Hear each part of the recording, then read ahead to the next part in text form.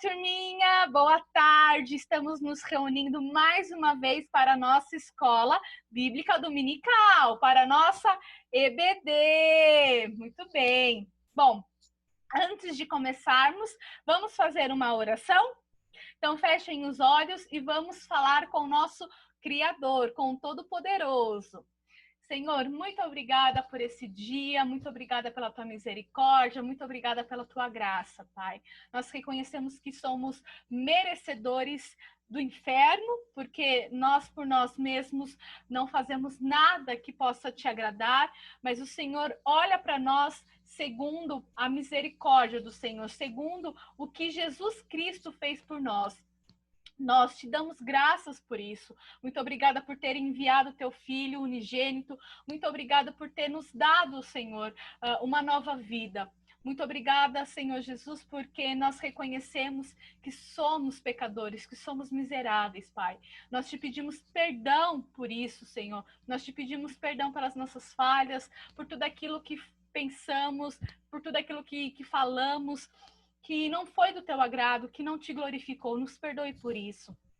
Pai, abra o nosso entendimento para que possamos compreender aquilo que o Senhor quer falar conosco através desse estudo. Esteja com cada criança que se encontra provavelmente nos seus lares, que o Senhor possa abençoá-las, e não somente as crianças, mas a família também delas, que sejam abençoadas, que sejam livradas, guardadas por ti, Senhor.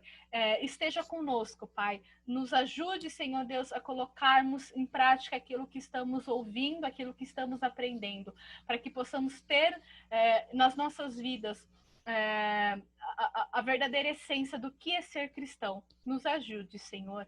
Nós oramos em nome do Senhor Jesus. Amém. Amém, turminha. Vou compartilhar a minha tela aqui com vocês. Deixa eu achar aqui. Bom, estamos mais uma vez falando sobre o tema A Igreja Unida. O subtema é Dos Judeus aos Gentios. O título está aí na tela de vocês. A igreja é chamada para confiar em Deus. E o texto base está em Atos 12, do 1 ao 19, tá? Bom, eu escolhi esse template todo bonito aí, de um livro, e assim, a minha intenção foi mostrar que esse livro é a palavra de Deus, certo?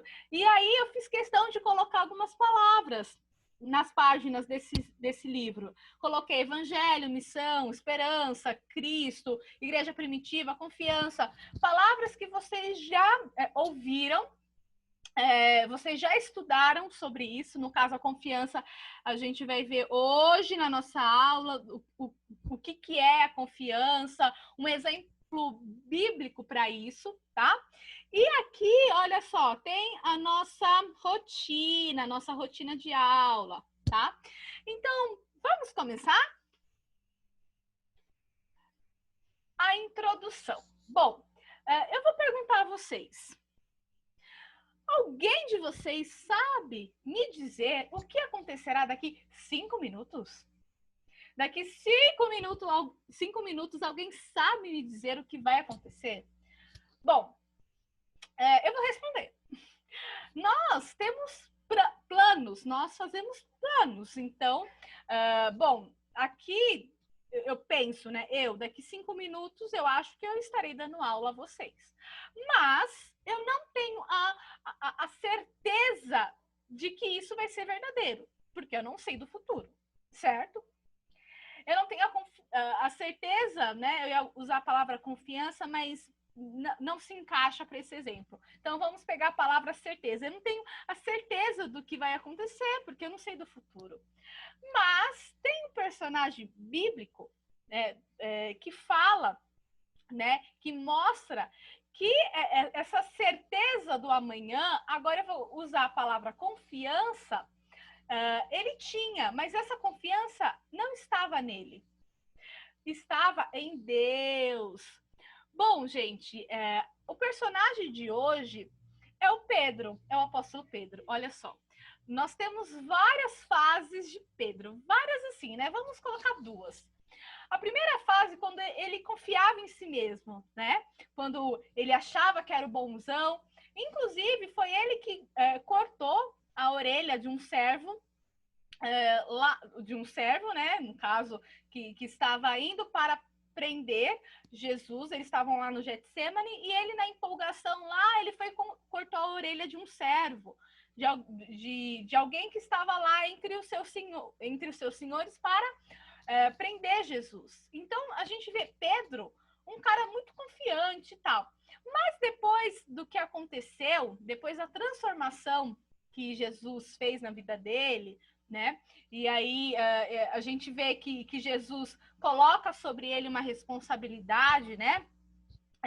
De cuidar da igreja. E aí a gente consegue entender, né? Quando eu estou contando essa história, gente, pensa assim, na ressurreição, né? Antes da morte de Jesus, Pedro lá, enfim, negou Jesus. A gente sabe da história. Depois, Jesus ressuscitou, e aí ele ficou 40 dias na terra. E aí ele bateu um papo com os discípulos, e principalmente com Pedro. E naquela conversa a gente vê que Pedro foi transformado, foi mudado. E aí a gente entende que essa confiança que antes ele tinha nele mesmo, ele passou a ter a confiança em Deus. Olha só, então, essa confiança referente ao amanhã, referente ao que ele vai fazer, não estava mais nele, mas estava agora em Deus. Então, é praticamente dessa pessoa que nós vamos ver uma história, uma parte da vida dele, tá? Então, a nossa história bíblica está lá em Atos 12. Então, eu vou ler com vocês os primeiros versículos, tá bom? Por aquele tempo, mandou o rei Herodes prender alguns da igreja para os maltratar, fazendo passar a fio da espada a Tiago, irmão de João. Vendo ser isso agradável aos judeus, prosseguiu prendendo também a Pedro. E eram os dias dos pães asmos. Tendo-o feito prender, lançou-o no cárcere, entregando-o a 4 escoltas de 4 soldados cada uma, para guardarem, tencionando apresentá-lo ao povo depois da Páscoa. Pedro, pois, estava guardado no cárcere, mas havia oração incessante a Deus por parte da igreja a favor dele. Quando Herodes estava para apresentá-lo naquela mesma noite, Pedro dormia entre 2 soldados, acorrentados com 2 cadeias, e sentinelas à porta guardavam o cárcere. Eis, porém, que sobreveio um anjo do Senhor e uma luz o iluminou. A prisão, e tocando ele ao lado de Pedro, o despertou, dizendo: levanta-te depressa. Então as cadeias caíram-lhe das mãos. Disse-lhe o anjo: cinge-te e calça as sandálias. E assim o fez. Disse-lhe mais: põe a capa e segue-me. Ele saindo o seguia, não sabendo que era real o que se fazia por meio do anjo. Parecia-lhe antes uma visão. Depois de terem passado a primeira e a segunda sentinela, chegaram ao portão de ferro que dava para a cidade, o qual lhes abriu automaticamente e, saindo, enveredaram por uma rua, e logo adiante o anjo se apartou dele. Então Pedro, caindo em si, disse: agora sei que verdadeiramente que o Senhor enviou o seu anjo e me livrou da mão de Herodes e de toda a expectativa do povo judaico. Muito bem, turma. Bom, então a gente vê aí no comecinho que fala sobre uma perseguição. Tá? A perseguição do rei Herodes aos cristãos. Essa perseguição a gente pode colocar como se fosse, né? Como se fosse, não, gente. Eu creio, né, que a primeira perseguição a gente vê em Atos 8, tá? Essa daí, provavelmente, né, estaria sendo a segunda perseguição. Mas ela não seria a perseguição aos cristãos, perdão. Ela seria, gente, uma perseguição importante nesse contexto, porque conta o que Pedro viveu, conta o milagre que Deus fez na vida de Pedro nesse momento que ele estava preso, tá? A imagem que eu coloquei aí embaixo, a perseguição sob Nero, do pintor Henri Simiradisky, ele era provavelmente holandês, tá?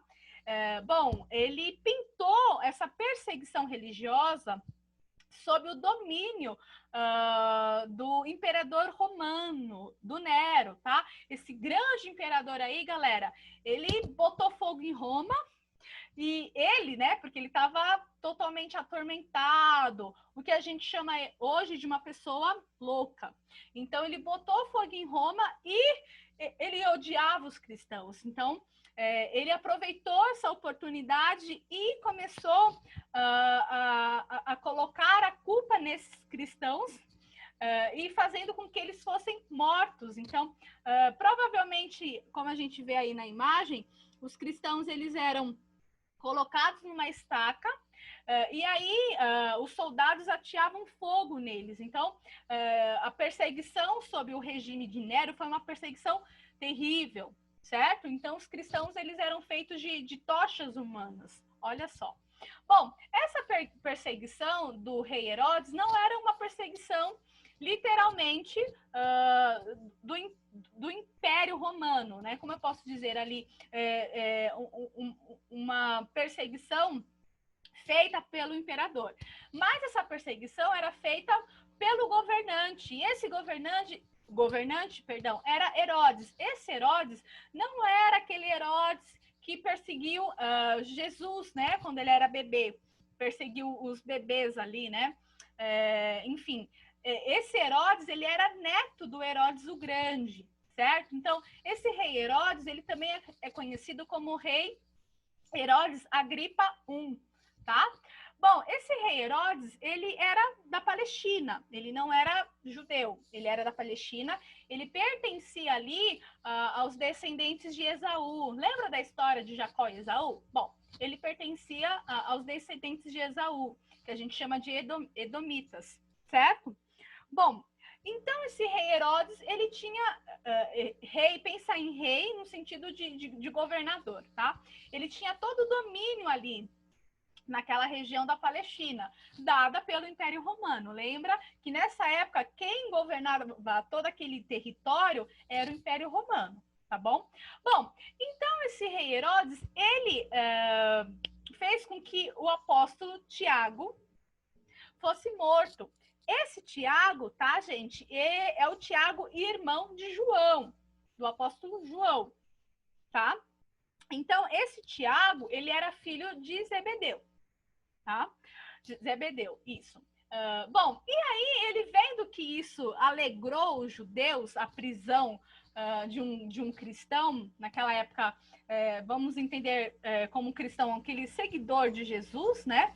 Nós vemos no capítulo anterior que os primeiros cristãos, na verdade, assim, os seguidores de Jesus foram chamados pela primeira vez de cristãos em Antioquia. Então, ele viu que isso agradou os judeus, porque os judeus não acreditavam que Jesus era realmente o Messias.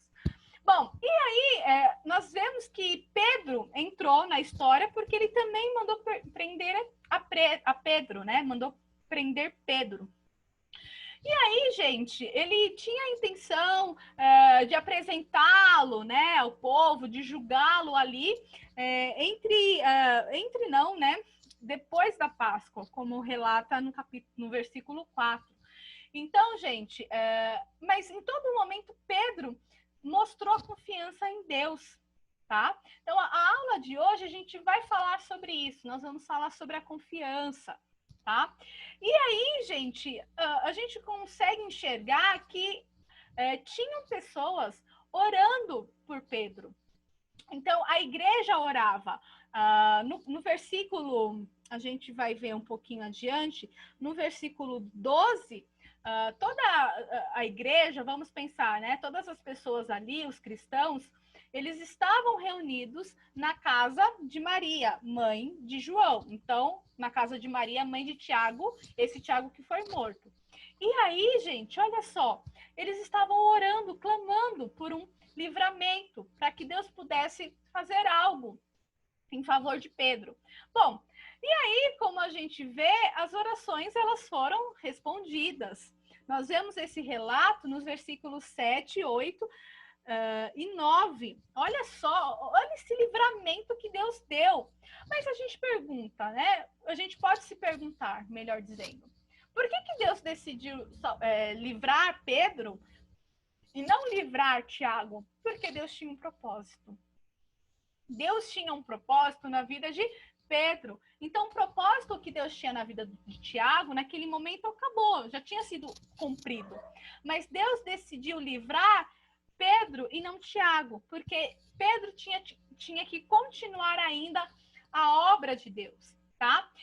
Bom, a gente vê na parte de cima uma outra imagem, na verdade, uma pintura. Essa pintura foi feita numa parede, a gente chama de afresco, tá? Parede, afresco. E ela foi feita por Rafael. Rafael pertence lá aos pintores da Renascença, tá? Do Renascimento, certo? Do século XV, XVI. Bom, Pedro, Rafael, ele pinta essa história, né? Através dessa tela. Então, a gente vê aqui que tem 2 soldados, Pedro entre os soldados, a gente vê as correntes, o anjo. À direita, nós vemos que Pedro estava seguindo o anjo bem aqui na frente, certo? E aí, como a gente vê, o anjo seguindo, né? Deixa eu diminuir aqui, isso. O anjo seguindo à frente, Pedro provavelmente acompanhando, tá? Os 2 soldados aqui dormindo. E do outro lado, nós vemos uma outra parte que ela é relatada no versículo 19, que Herodes ficou tão bravo, ficou tão querendo saber o que aconteceu, que ele chamou os guardas para um inquérito, para fazer o quê, gente? Perguntas, para saber o que aconteceu, tá? Então, Rafael, ele mostra isso na imagem, na pintura, certo? Lembrando que essas imagens servem só para a gente tentar entender o que aconteceu. Não estou falando que realmente aconteceu isso, tá? No entanto, que Rafael faz questão de mostrar nessa imagem central e na imagem à direita que os soldados estavam dormindo. Na Bíblia, nesse texto, fica claro se os soldados realmente estavam dormindo, mas tudo indica que sim, tá? Bom, Herodes, ele não deixou ficar por si, né? Por si só essa situação. Então, como a gente viu aí, os guardas eles foram questionados sobre o que aconteceu e eles atônitos, né? Tipo sem reação, eles não souberam dizer. Mas mais aí para frente, no versículo 21, 22 e 23, a gente vê que Herodes morre. Herodes morre porque ele foi a um determinado local, se vestiu com vestes reais, e o povo clamava, é voz de um Deus e não de homem. Então, o povo clamou ele como um Deus. E Herodes, ele não falou contra isso, ele gostou do que estava ouvindo.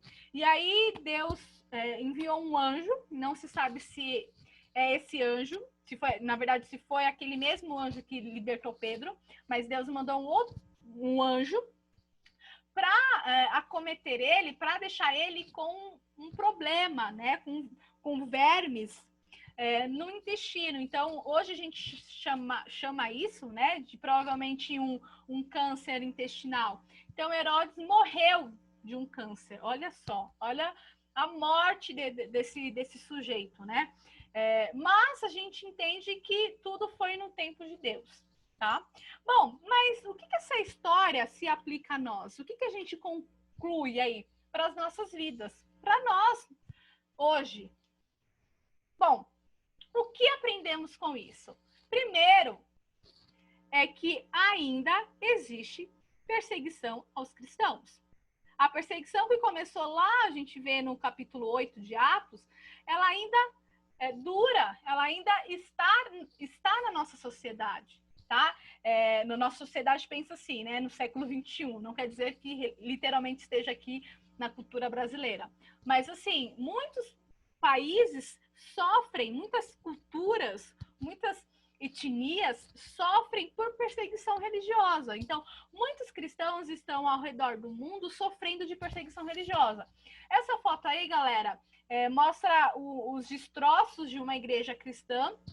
A gente vê aqui no fundo que tem imagens, então provavelmente ela não é uma igreja protestante, não é uma igreja evangélica, mas é uma igreja cristã. Então essas pessoas provavelmente estavam cultuando e foram mortas, foram assassinadas por pessoas extremistas, né? Por pessoas que não aceitam a fé cristã. A gente chama isso de cristofobia, tá? Ou xenofobia também, enfim, mas nesse caso mais específico é cristofobia. Tem aversão ao cristianismo. Tá? Bom, eu quero compartilhar com vocês esse vídeo aqui. Mas eu vou fazer o seguinte, eu vou sair dessa tela do Prezi e vou para essa tela aqui do YouTube, tá?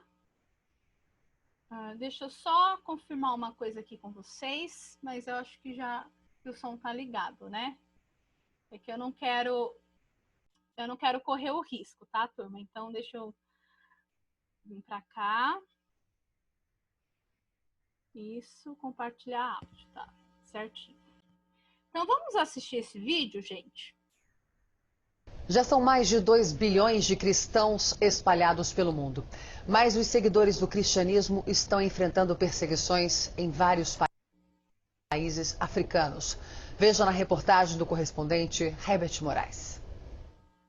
Somália, Eritreia e Sudão estão no topo de uma lista mundial de perseguição que verifica abusos cometidos pela falta de garantia das práticas religiosas. O extremismo islâmico é a principal causa da perseguição aos cristãos na região do deserto do Saara, na África. E mesmo em alguns países africanos, onde a prática do cristianismo é permitida por alguns governos, eles sofrem a intolerância não só dos radicais, mas da própria sociedade. Segundo a organização não governamental Portas Abertas, instituição que acompanha os riscos enfrentados por cristãos em todo o mundo, além da exclusão, em alguns países da África os cristãos sofrem discriminação, violência, além de serem privados de comida e água. Na Somália, que há anos enfrenta uma guerra civil e a fome assola o país, os cristãos viraram alvo preferido do grupo extremista Al-Shabaab, que já fez centenas de vítimas. No Sudão, onde a maioria da população é muçulmana, só no ano passado, os 2 milhões de cristãos que vivem por lá enfrentaram dezenas de igrejas incendiadas, assassinatos em série e prisões. O país, que também vive o caos há alguns anos, declarou guerra à igreja cristã. No Sudão, crimes contra a minoria cristã não são punidos. Já na Eritreia, de acordo com a ONU, o governo do país vem cometendo nos últimos 25 anos crimes contra a humanidade.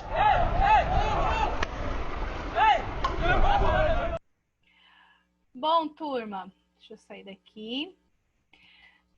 Então, a gente viu, né, essa reportagem. Ela foi feita em 2017 pela TV Record e ela cita uma grande agência voltada para a igreja perseguida, para os cristãos que estão ao redor do mundo precisando de um refúgio, né? Precisando dessa ajuda, não somente financeira, mas uma ajuda espiritual através das orações. Então a gente vê aí que a perseguição ainda existe, que ela não ficou congelada, ela não ficou restrita especificamente lá para a igreja primitiva. Não, até hoje tem países, tem irmãos nossos que vivem sob um regime de perseguição religiosa, tá?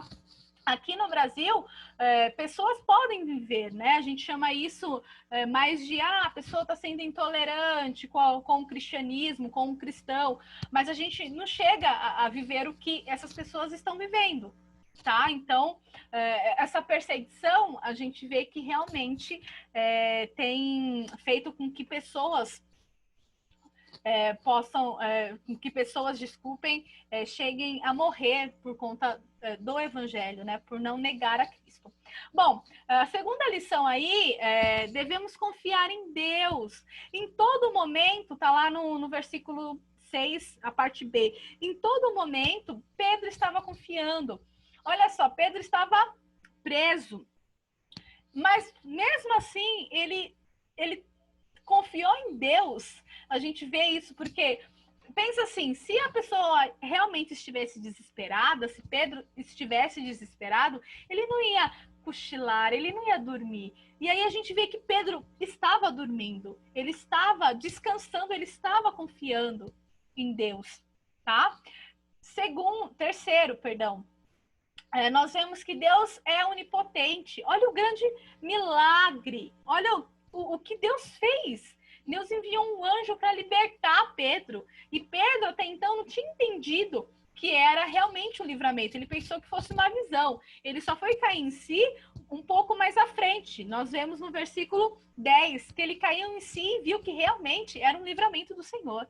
Bom, no versículo 15, que nós não lemos, mostra que a gente não pode duvidar do poder de Deus.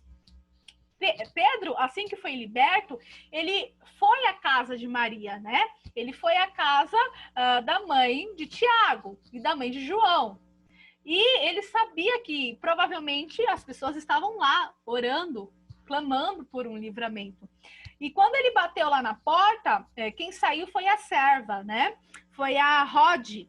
E aí ela reconheceu que era a voz de Pedro e ela ficou alegre, contente. Que ela até esqueceu, olha só, né? Provavelmente ela ficou tão alegre que até deixou de chamar ele para entrar. E aí ela correu para dentro e falou assim: gente, vocês não sabem, Pedro tá lá fora. E aí o povo, né, duvidou. Falou: não, ele não, deve ser o anjo. Deve ser provavelmente um anjo do Senhor, tá? Então, o que acontece? Pedro, ele não parou de querer, né, entrar ali, né? Ele continuou batendo, continuou, né, assim, não fazendo tanto barulho. Mas tamanha foi, assim, o ato de Pedro, que as pessoas que estavam dentro da casa saíram e viram que realmente era Pedro. E aí eles se assustaram. A gente vê isso no versículo 16. Eles ficaram atônitos. Pedro! E aí Pedro, quietinhos, não falem nada. Aí o que Pedro falou? Avisem, né? Anunciem a Tiago e aos irmãos. Esse Tiago, galera, não é aquele Tiago que foi morto, porque ele estava morto, né? Esse Tiago aí, gente, era o Tiago, provavelmente, Tiago, irmão de Jesus, tá? Porque ele passou a ser o líder da Assembleia de Jerusalém ali, né? Então, ele passou a ser um representante e tal. Então, esse Tiago não era o Tiago João, desculpa, o irmão de João, filho de Zebedeu, mas era o Tiago, irmão de Jesus, tá? Então, olha só. Bom, quarto, 1, 2, 3, 4, agora é o 5, perdão, 5. Deus responde às orações. Nós vemos isso nos versículos 5 e 12. Olha só, o povo estava lá orando, estavam clamando por ele, por Deus, né, para que Deus pudesse livrá-lo, se fosse da vontade de Deus. E assim Deus fez. Então a gente vê nessa história que Deus responde às orações. Então, quantas coisas nós temos colocado diante de Deus e às vezes a gente duvida, Deus não responde às orações. Não, Deus responde no seu tempo, no momento certo e segundo o beneplácito da sua vontade, ou seja, segundo o seu querer e não segundo o nosso. Então a gente ora e a gente sabe e tem essa confiança de que Ele está respondendo e que nós veremos essas respostas no tempo dele. Tá? Bom, Deus nos surpreende no versículo 16. Olha só, como eu disse, as pessoas que estavam lá orando em favor de Pedro ficaram surpreendidas, atônitas pelo que Deus fez. Olha só, gente. Então, nós aprendemos que existe ainda perseguição, tá? E como a gente vai ver um pouquinho à frente, nós temos que orar por essas perseguições, assim, né? Orar por essas pessoas que sofrem as perseguições. Nós temos que confiar em Deus, por isso que o título da aula de hoje tem o verbo que é confiar. Então, nós temos que exercitar, nós temos que fazer isso, né? A gente tem que confiar. Mostra que Deus é onipotente, temos que confiar, temos que acreditar nisso. Não podemos duvidar do poder de Deus. Deus responde às orações e Deus nos surpreende. Que tremendo isso, tá? Bom, agora, para vocês memorizarem. E assim, a fé vem pela pregação e a pregação pela palavra de Deus. Romanos 10, 17. Então, a fé, a confiança, ela vem através da pregação. E a pregação pela palavra de Cristo, tá? Então, a gente prega o evangelho e a gente espera que as pessoas tenham a fé, essa confiança. E essa confiança, ela é dada através do Espírito Santo, certo? Bom, lição de casa, atividade, o que vocês vão fazer essa semana? Vocês vão orar pela igreja perseguida. Quando eu falo igreja, não é uma igreja, tá? São várias igrejas ao redor do mundo. Então, vocês vão orar pelos cristãos que fazem parte dessa igreja perseguida, para que eles recebam essa confiança, essa certeza de que Deus fará o melhor para eles. Deus achou viável, achou certo, naquele momento, salvar Pedro e não Tiago, porque Deus tinha um propósito. Deus pode livrar os cristãos hoje, que estão nessas regiões que sofrem perseguição religiosa? Sim, Deus pode fazer, Deus faz.